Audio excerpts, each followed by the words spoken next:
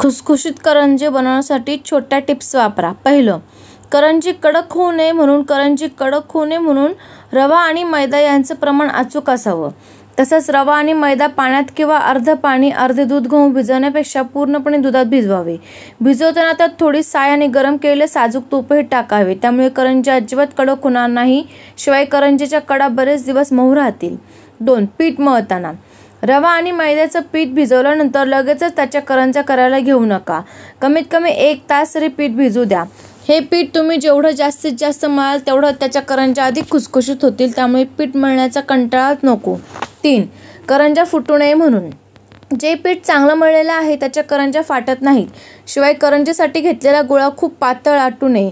करंजीचं पीठ कधीही उघडं ठेवू नये. त्याच्यावर झाकण टाकावं किंवा मग स्वच्छ कापड ओलं करून टाकावं. शिवाय करंजीच्या कडा एकावर एक टाकून जेव्हा दाबाल त्याआधी तिच्या काठांना बोटाने थोडंसं पाणी लावून घ्यावं, जेणेकरून टोके घट्ट चिकटतील आणि कढईत टाकल्यानंतर फुटणार नाहीत.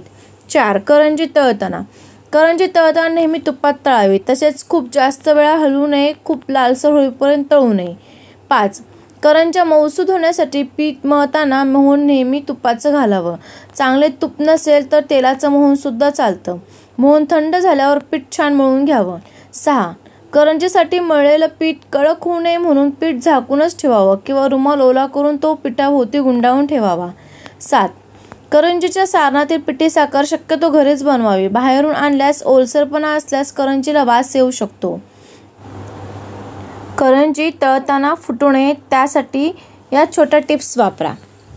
पहिलं, मिश्रण कधीही ओलसर असू नये, नाहीतर करंजी तळताना फुटू शकते. 2. पुरीच्या अर्ध्या कडेला आवर्जून दूध लावावे. यामुळे दोन्ही कडा चिकटतील व कडा तळताना फुटणार नाही. 3. करंजीच्या कडा चिकटवताना सारण बाहेर येणार नाही याची काळजी घ्यावी. 4. करंजी तळताना नेहमी मंद आचेवर तळावी. करंजी बनवण्यासाठी लागणारे साहित्य: 2 कप मैदा म्हणजेच पाव किलो, 1 टेबलस्पून रवा, तूप 50 ग्रॅम, दूध पीठ मळण्यासाठी, मीठ चवीनुसार.